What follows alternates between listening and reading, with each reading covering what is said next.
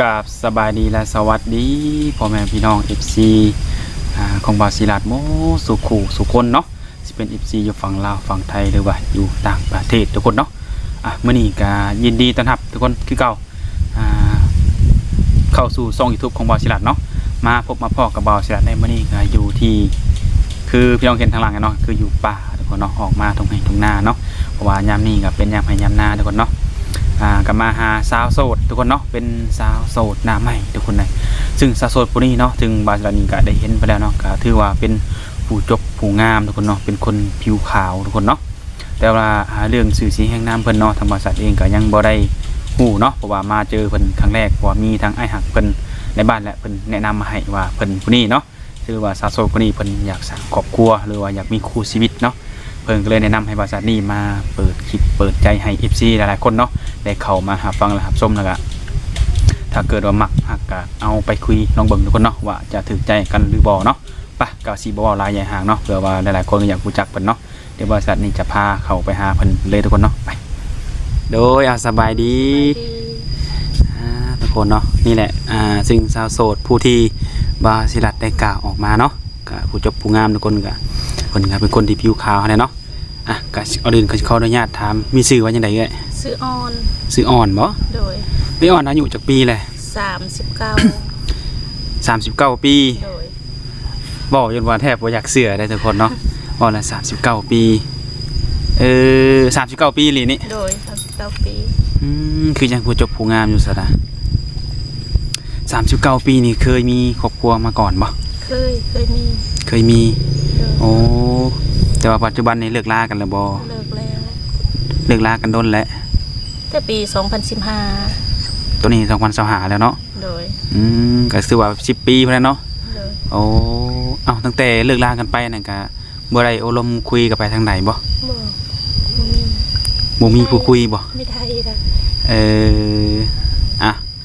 ซึ่งเพิ่นเป็นสาวผู้ไทยเนาะทุกคนเนาะเป็นสาวผู้ไทยถ้าว่า ในมื้อนี้เนาะที่เอ่ยออกคลิปจังซี่นะคือเอ่ยอยากสร้างครอบครัวบ่โดยพร้อมมีความพร้อมแล้วบ่พร้อมคันถ้ามีถือว่าพร้อมแม่นบ่โอ้และทางเอ่ยนี่สีลมผู้บ่าวนี่อายุหลายปานใดแบบคนที่สิเข้ามาหาเอ่ยนี่มักคนอายุหลักประมาณ50แม่นบ่ถือว่า50นี่ถือว่าคุยได้เนาะถ้าลดกว่าเด้อจ้ะรุ่นกว่าก็ประมาณ40เอาง่ายๆคืออยากคุยกับผู้ที่มีอายุหลายกว่าเฮาเนาะเป็นผู้ใหญ่เนี่ยเนาะเป็นผู้ใหญ่50-60ก็ได้นะเป็นมักคนมีอายุเป็นได้ในความรู้สึกคือว่ามักคนมีอายุนี่บางทีก็มี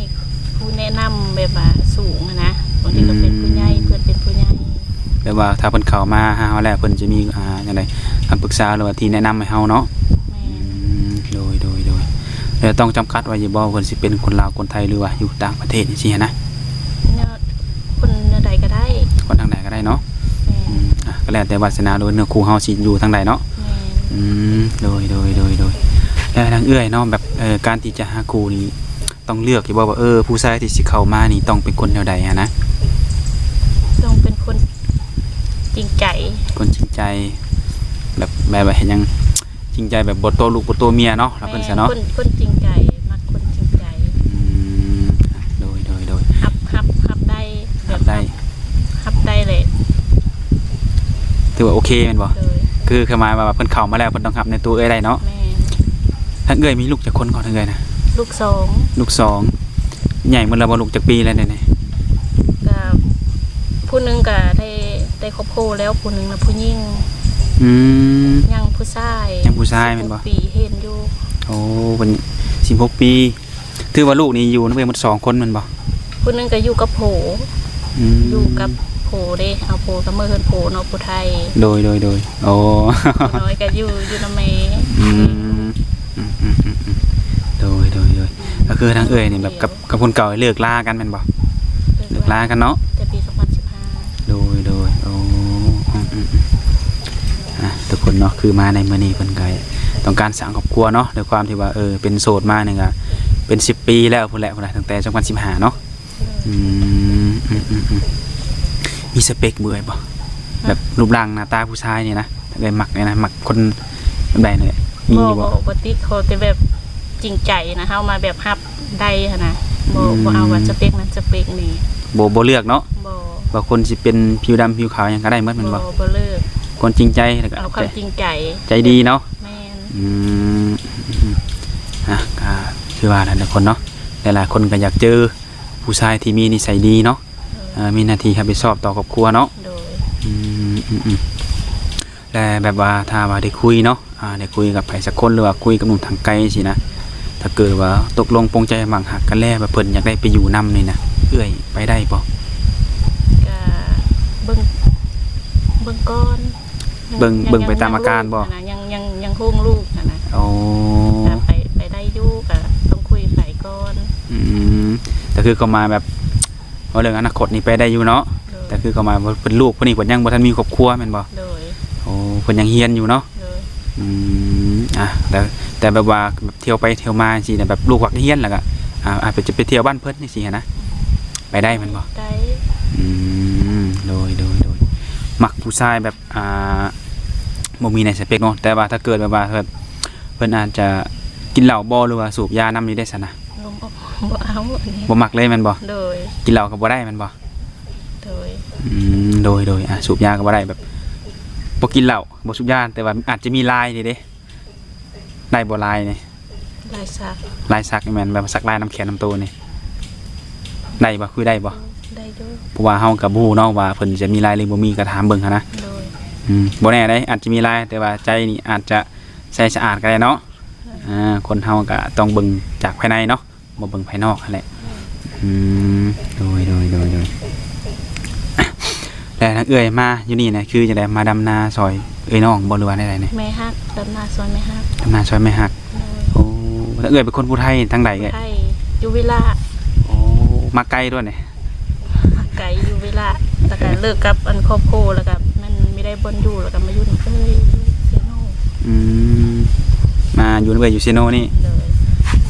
โดยแต่ว่าถ้าว่าถ้าเกิดว่าได้สร้างครอบครัวนี่พอสิมีแบบว่าเฮือนซ่านบ่ดินดอนแบบให้ไว้สร้างเฮือนมีอยู่บ่มีก็ต้องได้ซื้อแม่นบ่ถ้าว่าจะสร้างเนาะแต่ว่าทุกมื้อนี้ยังอาศัยอยู่นำเอื้อยอยู่โอ้เอื้อยมาอยู่พี่เอ้ยได้เฮ็ดงานหยังอยู่บ่มาพี่นะโรงงานนิคอนเนี่ยโรงงานนิคอนมาอยู่นี่ดนแล้วบ่มาอยู่นี่ตั้งแต่เลิกกับอันนางกะแต2015แล้วเข้าแต่นั้นเลยตั้งแต่เป็นโสดมาก็มาทำงานที่พี่เลยแม่นบ่โอ้เลี้ยงลูกอยู่เซโนเลย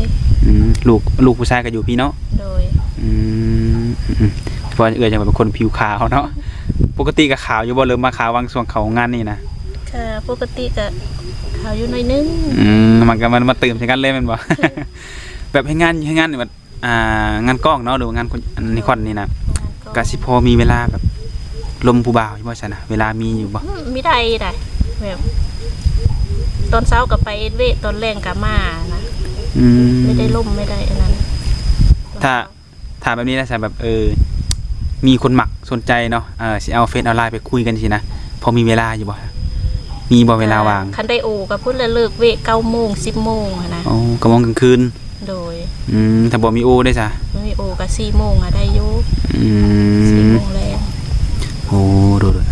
คือเฮาเนี่ยว่าง่ายคือตรงกับเฮาเป็นสาวโรงงานเนาะหรือว่าเป็นลูกจ้างเพิ่นว่าซั่นๆเนาะเวลาเพิ่นวางมาซำนี้ก็ต้องตามเพิ่นเนาะก็ถ้าหากว่าหนุ่มโสดเนาะหรือว่าหนุ่มทางไกลหรือว่าทางไกลแหละถ้าเกิดว่าทางเอ้ยพอดีถึกสเปคเนาะอยากทำความรู้จักก็ต้องใจเย็นเลยเนาะต้องให้พอเอ้ยพอดีต้องแบบคุยตามเวลาเนาะ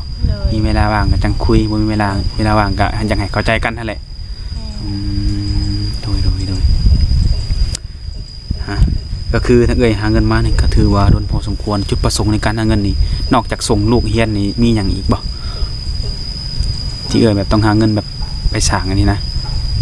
ส่งลูกเรียนแล้วก็แบบอยากได้แบบบ้านนั่นแบบนี้ก็อยู่นำเอ้ยเนาะโอ้อยากได้ดินเป็นของตัวเองหรือว่าบ้านเป็นของตัวเองแม่นบ่แบบนี้ก็อาศัยเพิ่นมาก็ปีละ10 ปีแล้วเนาะ10 ปีก็ถือว่าดนเนาะ แต่ว่าทั้งเพิ่นก็มีครอบครัวอยู่แม่นบ่ ก็บ่มีได้ก็ไม่ได้ ก็ไม่ได้อีกก็โสดกันอีก เอาเป็นหยังน้องได้ก่อนเนาะจังตามหลังเขาว่า อยู่นำกันสองน้อง โดยอยากถามจังซี่เนาะเฮากับฮู้ว่ามื้อหน้ามันสิเป็นสิได้ไว้หรือได้ซ่าเนาะถ้าแบบว่ามีแบบเพิ่นเห็นคลิปนี้เนาะแล้วเพิ่นมักใช่นะจังใดก็จะได้มาเป็นคู่ชีวิตจังซี่นะแล้วเพิ่นนี่สิแบบซื้อดินให้สร้างบ้านให้อยู่นำกันจังซี่นะว่าง่ายกันเนาะและนี่แบบต้องแบบเป็นลูกเป็นเมียเพิ่นก่อนจังซี่นะจะว่าได้ถ้าเจอแบบนี้โอเคอยู่บ่ ทาน แบบว่าข่อยจะสร้างบ้านให้สร้างดินให้ซื้อดินให้แต่ว่าเฮาแบบต้องอยู่นำกันนะเป็นผัวเป็นเมียกันจังซี่นะโอเคอยู่บ่ก็โอเคเนาะถ้าเจอแบบนี้แต่ก็อยากให้เข้าใจคือบ่แม่นว่าค่อยสร้างให้ซื้อให้แล้วไปอยู่กันบ่แม่นอยากให้คุยมันก่อนบางทีเพิ่นอาจจะมีเงินแต่ว่านิสัยเฮาเนาะอาจจะบ่เข้ากันก็ได้ตัวนี้โดยถ้าว่าในกรณีการที่เฮาออกมาหาครูนี่ถ้าว่าอยากอยากร่วมอยากคุยเนาะถ้านี่มีข้อมูลติดต่ออย่างแน่ที่ให้เพิ่นนะแบบมีเฟซมี LINE บ่ WhatsApp บ่จังซี่นะมีแต่เฟซบ่ LINE บ่มีบ่ได้ทินโอ้ถ้าสมัครนี่สิสมัครบ่ LINE เนี่ยเพราะว่าส่วน LINE FC เพิ่นจะมาทาง LINE นี่หลายก็มันเคยลิ้นอยู่บ่บ่เคยบ่เคยทินโอ้โดยก็ลองเบิ่ง FC ทาง Facebook เนาะถ้าว่าบ่แน่ได้เนื้อคู่เฮาอาจจะมาทาง LINE ก็เดี๋ยวเฮาก็สิค่อยมาอบรมกันใหม่ตัวนี้เนาะเรื่อง LINE เนาะจังได๋ก็ คุยกันทางเฟซไปก่อนทุกคนแต่ในการออกมาคู่จังซี่ได้ซะทางก็ได้ปรึกษากับลูกอยู่บ่ลูกเพิ่นเห็นดีนำอยู่บ่ลูกก็เห็นดีบอกว่าไม่เว้าเพิ่นต้องลูกนะลูกคือเพิ่นก็สิว่าเนาะเห็นแม่สุเวียกสู่งานมาคนเดียวเนาะถ้าว่ามีผู้ชายดีๆเข้ามาสักคนเนาะอาจจะซอยแม่เฮาได้เพิ่นได้ว่าซั่นซะเนาะคือว่าทั้งนี่มาเฮ็ดนาหรือมาดำนาซอยแม่หักเนาะโดยมาดำนานำแม่หักแบบว่าดินดอนนาตะกาศตัวเองนี่บ่มีเลยบ่มีพ่อแม่ก็บ่มีคือว่าพ่อแม่ก็เสียแล้วได้พ่อแม่ก็เสียเขาก็ไปอยู่บ้านไม่ได้รวมๆแล้วน้องแบบพ่อแม่ด้วยกันแต่มีจักคนก็แม่เดียวกันก็อ้ายอยู่เวลานะแล้วก็มากับอันอยู่นำเดี๋ยวนี้รวมทั้งหมด3คนบ่โดย3คนโอ้โดยอยู่กัน3คนค่ะไม่ได้โพเราตายแต่หึงแล้วแหละโดนแล้วบ่หึงแล้วเพิ่นบ่จังได๋เพิ่นบ่อยากสร้างใหม่บ่หรือว่าตั้งบ่มีแบบคนล้มจังซี่มันไม่ได้เฮ็ดงานนำกันบ่ไม่ได้เอ็ดงานนำกันนะอยู่เพิ่นเป็นทหารโอ้แต่คือว่าคือโสดมาเป็น10กว่าปียันว่าเพิ่นเฮ็ดงานอยู่งานกองนี่ก่อนเนาะผู้บ่าวอาจจะบ่ฮู้บ่มีผู้บ่าวเลยในบ่ในโรงงานน่ะเขามีล่มเขามีแอนดอกว่ามีได้ส่วนหลายกับผู้หญิงหลายอยู่โรงงานส่วนหลายมีแต่ผู้หญิงหลักๆมันบ่นี่แหละแบบทั้งเบิ่งนี่ก็เบิ่งนี่เช้างานแรงงานเนาะเพื่อเมื่องานแบบค่ำมืดมันบ่ก็เลยบ่ได้มีเวลาออกไปแบบตามสังคมเพิ่นว่าซั่นเนาะไม่เคยไปบ่เคยเลยมันบ่ก็เลยเฮ็ดมาเป็นโสดดนตัวมือเนาะบ่มักมันบ่แบบในเรื่องสังคมเลยนะไม่ได้ไปผู้ว่าส่วนหลายก็เจ้ายังนึงมาซุ่มแซวกันเนาะส่วนหลายนี่โอ้เป็นคนบ่มักเรียนบ่มักเที่ยวเคยไปถ้าไปดินไปเคยไปโดยถ้าแบบว่าถ้าให้เลือกอาชีพเนาะแบบเลี้ยงแบบเฮาเปิดหน้าแบบธุรกิจมาแบบใส่แบบหาเงินนะเขาแต่ละมื้อนะถ้าว่ามีอาชีพให้เลือกสิเฮ็ดหยังจะค้าขายเกี่ยวกับหยังไงขายแบบเครื่องย่อยอยู่เฮือนสมุดบาคันไดค่ะนะสมุดว่าเนาะสมุดว่ามีดินแล้วก็มีบ้านแล้วก็เปิดห้านเนาะเปิดห้านขายเครื่องการบ่แน่ทุกคนเนาะก็เห็นหลายคนแล้วเนาะถ้าว่าทางเฮาศาสนามีความจริงใจต่อเพิ่นก็มีหลายอยู่ที่เพิ่นพร้อมที่จะดูแลแล้วก็ซัพพอร์ตให้แต่นี่ก็คือมีความพร้อมเนาะ100% 100%ทุกคนเนาะ ราะว่าสิเป็นหนุ่มไทยหนุ่มลาวหรือว่าหนุ่มทางไกลยังก็แล้วแต่ทุกคนเอ้ยมันก็ยินดีให้มาโอมาลมมาคุยกันลงเบิ่งเนาะแต่ทั้งคือว่าแหละต้องบอกอีกเทื่อนึงเพราะเอ้ยเพิ่นก็จะบ่ค่อยมีเวลาหลายๆคนก็คือสิฮู้อยู่ดอกการเป็นสาวงานนิคอนเนาะเวลาจะน้อยเวลาเนี่ย